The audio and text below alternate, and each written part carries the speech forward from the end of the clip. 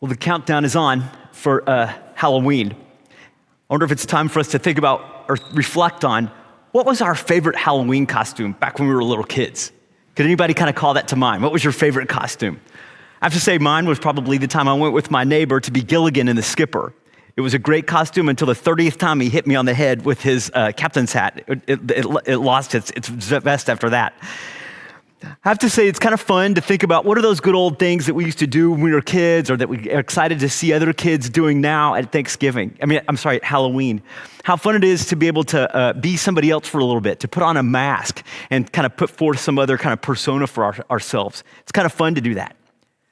But it's not fun to think about a mask that maybe many of us feel like we have to wear every single day to kind of make it through the day. For us to be able to survive or have friendships or have relationships or have a job, that we have to put forth an image or a mask that we think other people want us to be or to see or to reflect. That image of kind of a mask of perfectionism, a mask that can come and make itself known in peer pressure. The mask that's made known in maybe keeping on our work life just to be what we think our boss wants us to be or what we think other people want us to be. That's a terrible mask to have to put on. It's not very fun like it is at Halloween. I think we kind of call that inauthenticity. We could also call it surviving, I guess, in many cases. Jesus, in the scripture passage today, comes back to his own hometown. It says it's the place where he was raised. But really, the Greek word there is so much more. It's more than just being raised. It's being nurtured. It's being nourished. It's being fed. It's being developed. That's where his life was really grown. That's where his life, the way that he lived, that's where he grew. That's where he became the person that he was. But imagine being in that place and feeling the pressure that was going on probably within his own family. I mean, think about it. Joseph was probably a very, very upstanding person and a carpenter, which meant that he was a skilled labor person and probably thought that, oh, wow, I can really get my son to be a part of this ministry and a part of this work that I'm doing. Obviously, they were pretty concerned about what everybody else thought because they were willing to get divorced early on when they were questioning about his birth. So they probably really were aware of this not wanting to bring shame to their family. And I wonder if they put some of that pressure onto Jesus. Jesus was fully human, and I'm sure he adapted into some of this inauthenticity of wanting to be what his parents wanted him to be, or wanting to be what his neighbors wanted him to be, or wanting to be the elders, what they thought he should be in the temple. I bet that Joseph thought, I need you to be this good carpenter in my shop here. And then Jesus says, I think I want to go be an itinerant preacher. That probably didn't go over real well. I don't care whose son you are, you've got to make a good living here, And so thinking about that, but the challenge that there's a period there where we don't know where he went or what he did between the infancy narratives and then when we see him show up in the temple that day. I bet you Jesus was really living his life to the fullest and trying to understand, who am I really? Who am I in this life? Who am I called to be? Who has God created me to be? How am I supposed to live out this divinity or this messiahship or this Christness? How am I supposed to live that out in the best way that I can? It says here in the scripture that Jesus came back filled with the Spirit. I wonder if that filling with the Spirit was just a fullness or an elatedness of knowing this is who I am. I know now what I value. And my values internally match with the values that I'm expressing outwardly. That the things that I feel like are my mission in life, I'm sharing as my mission out here with all these people that I was raised with. This is taking a lot of courage for him to say that this is what he wants to do with his life. That I want to bring release to captives. I want to keep people who are blind from not seeing anymore. I want to proclaim a year of favor. That's what Jesus is saying. It must have thrown everybody for a loop. Wait a minute. I thought you were supposed to be just a good carpenter. I thought you were going to be in there in that workshop with your father John, with your father Joseph.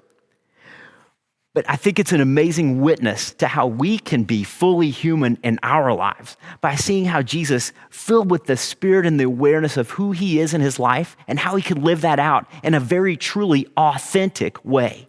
There's no inauthenticity in the way that Jesus is proclaiming who he is here. I feel like I've been lucky enough to be a social worker for a long time, and I've seen tons of people struggle, as Jesus is here, to really live an authentic life, to live a genuine life. Who am I really, and how am I called to live that out? One particular person really comes to mind. He was a Vietnam veteran, and he lived in a facility where I worked. And so there he was every day, had a big smile on his face, always joking and making, kind of light of things and kind of going around slapping each other in the back, all that kind of stuff.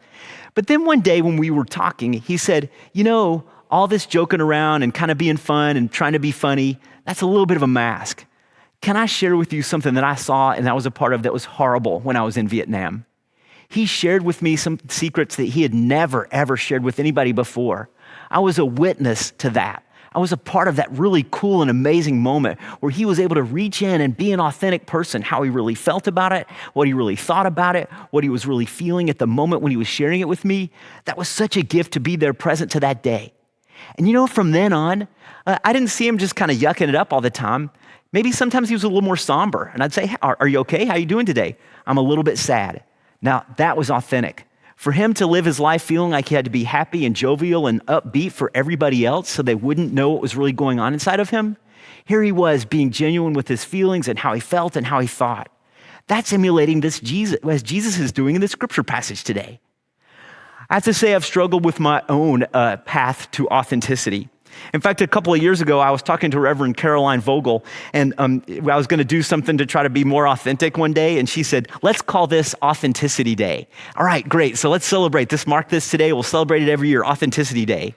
But sadly, Authenticity Day came and went, and it turned into Authenticity Week. And then it turned into Authenticity Month, and then it was Authenticity Season, and then, now I just have an authenticity plan. I try not to put any time on it. This is something that I think that all of us are called to do in our path, to follow Jesus in this way. How can I know that spirit that God has breathed inside to me? How can I let go of the things that I think I'm supposed to be and really embrace who it is that God has created me to be? Though, this whole authenticity plan or this whole authenticity thing is not about just, here I am, deal with me, or I'm going to do whatever I want to do because I feel that's who I am. The Christian view of authenticity or genuineness is really about being in relationship. Here in this gospel passage, Jesus turns to the attendant, rolls up the scroll very carefully, and gives it back to the attendant. Now, the attendant there, that Greek word is interesting because it's used several times throughout the Gospel of Luke as a word for those who are willing to or desire to accept Jesus' mission and Jesus' word. So here it is, Jesus is sharing his life with this attendant. The attendant doesn't have a fancy title. They don't have a fancy clothing. They don't even have a specific name. It's just an attendant. There's just somebody. But Jesus there is willing to see that person as just a fellow traveler along the way and say, I want to share who I am with you. I want to accept who you are. I want to share with you who I am. That's Christian authenticity, is being in community, sharing with one another, discovering who we are with each other, helping other people discover more fully who they are and who God has called them to be, and to walk along this path together. That's the great gift of this adventure of being a Christian with full authenticity and genuineness, in line and in congruence with who God has created us to be. At the very end of the passage today, Jesus says, today this scripture passage is fulfilled in your hearing. Well, you know what? I wonder if today is the day.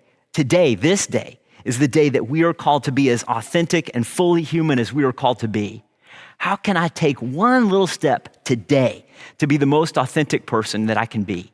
To be more incongruent with who God has created me to be. We know at the very beginning of the Bible, we see the story of how God took that human and breathed his very life into that human being's breath. God's doing that for us right now, today. Let's breathe in that breath. Let's live in that breath. Let's live in that spirit of authenticity, genuineness, and love.